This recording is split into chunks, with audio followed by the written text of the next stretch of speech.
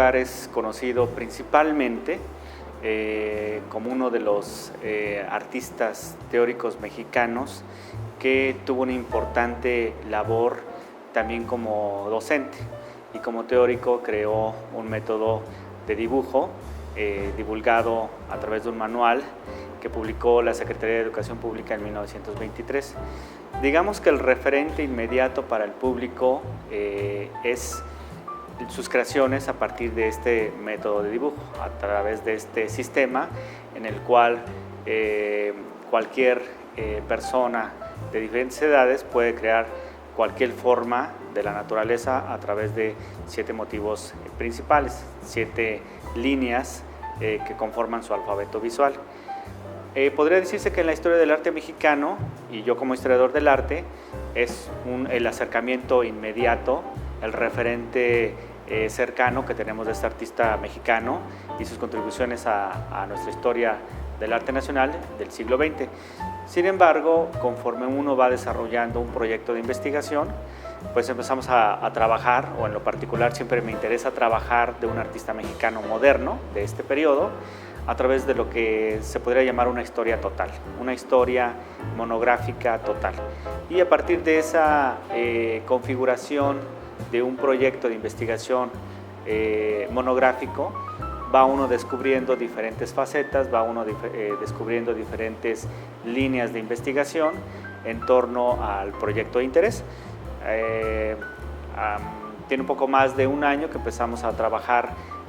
por encomienda del maestro Miguel Fernández Félix este proyecto. Fue como se empezó a desarrollar estas diferentes líneas de investigación para poder materializar un proyecto expositivo como el que se presenta ahora en el Centro Cultural Jardín Borda. Pues es muy interesante, muy interesante en el sentido de que hay una constante evolución, podríamos llamarlo de esa forma, un constante desarrollo creativo, constantes búsquedas pedagógicas y también inclinaciones filosóficas. Todo esto lo desarrolla Adolfo Gómez Mogar a partir de la primera década del siglo XX hasta la primera mitad del siglo XX. Podríamos decir que sus últimas realizaciones plásticas las podemos encontrar hasta los primeros años de la década de 1960. Tiene diferentes inquietudes, diferentes objetivos plásticos a lo largo de este periodo. Podríamos pensar que su primera etapa, su época temprana, su obra que se conoce de este periodo de la primera década del siglo XX, son sus inclinaciones hacia vistas de paisaje, hacia panorámicas naturales que conforman sus primeras producciones de este periodo. Y en este periodo es muy reconocible, como se podrá ver en la exposición, esta primera parte, toda la influencia que él recibe de artistas de la época como Jorge Enciso, como Armando García Núñez o como el propio Dr. Atl. Sin embargo, es un periodo interesante también porque nos permite ver cuáles son estas inquietudes estéticas, pero también cómo es su evolución en cuanto al desarrollo compositivo a través del dibujo. Eso es algo también interesante. Sin embargo, en la década de los 20, ya con todo lo que se conoce ahora como el renacimiento cultural de México o el renacimiento artístico mexicano,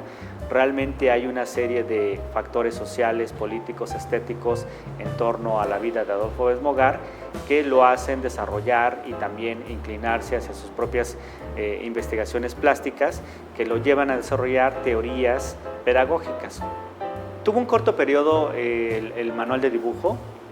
aunque tuvo una amplia difusión, el tiraje fue amplísimo de este manual de dibujo. Sin embargo, lo que se pretendía es que precisamente apoyara a la alfabetización como parte de base de la educación artística en diferentes regiones, pero tuvo un poco periodo solamente en cuanto al sistema aplicado a las escuelas primarias. En poco tiempo, te estoy hablando de 1921, cuando se publica es en 1923, sin embargo, poco tiempo después se sustituye el sistema completamente, cuando llega Manuel Rodríguez Lozano a la Dirección de Dibujo y Trabajos Manuales, que era el cargo que tenía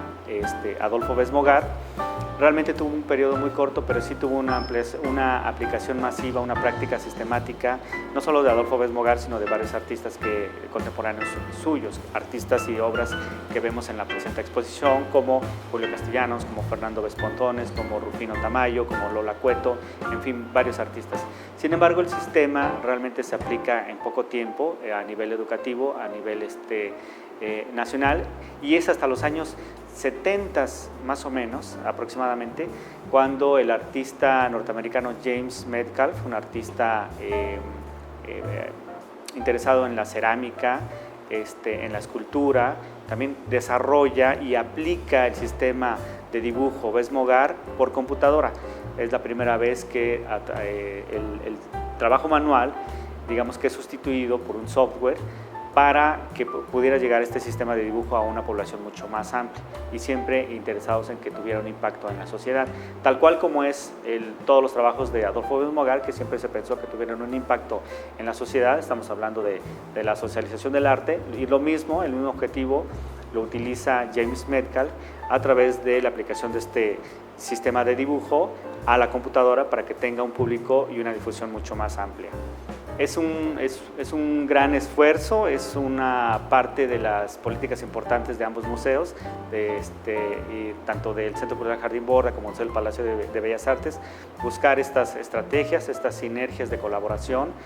para sumar esfuerzos, para dar a conocer y divulgar el patrimonio artístico mexicano en diferentes lugares, para tratar de conectar y seguir trabajando en proyectos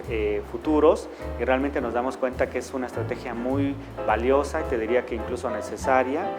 para difundir el arte mexicano en diferentes sedes, para diferentes tipos de público que pudiera apreciarse este tipo de contribuciones artísticas para un público mucho más amplio, y para lo cual pues extiendo a manera directa un reconocimiento a ambos museos y también a los coleccionistas particulares y a las colecciones institucionales en cuyo préstamo de estas magníficas obras no habría sido posible contar con un proyecto expositivo de esta naturaleza.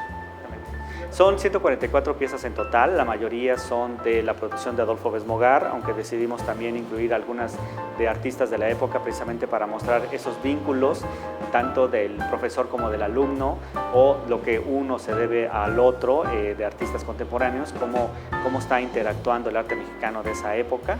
Y sí, el 99% de las obras exhibidas en el Centro Cultural Jardín Borda se presentan en Bellas Artes. Solamente el autorretrato de 1923, que pertenece al Museo Nacional de Arte, no se presenta en el Jardín Borda, pero se presenta la exposición completa en el Museo del Palacio de Bellas Artes a partir del 25 de agosto. Y aquí en el Centro Cultural Borda los invitamos a que vengan a ver esta primera retrospectiva del artista mexicano Adolfo Bes-Mogar, La Espiral del Arte, se llama la exposición, y va a estar abierta del 7 de mayo al 7 de agosto. Solamente invitar al público de verdad que se acerque con una mirada fresca, con una mirada atenta a estas contribuciones que hace el artista mexicano del siglo XX, y también que a partir de esa lectura visual que se tenga se puedan seguir desarrollando nuevos públicos, nuevas contribuciones, porque ese es finalmente el propósito de la exposición, que tenga un impacto comunitario, que tenga un impacto social, tal cual lo vio reflejado y lo quiso promover en vida Adolfo Bes-Mogar.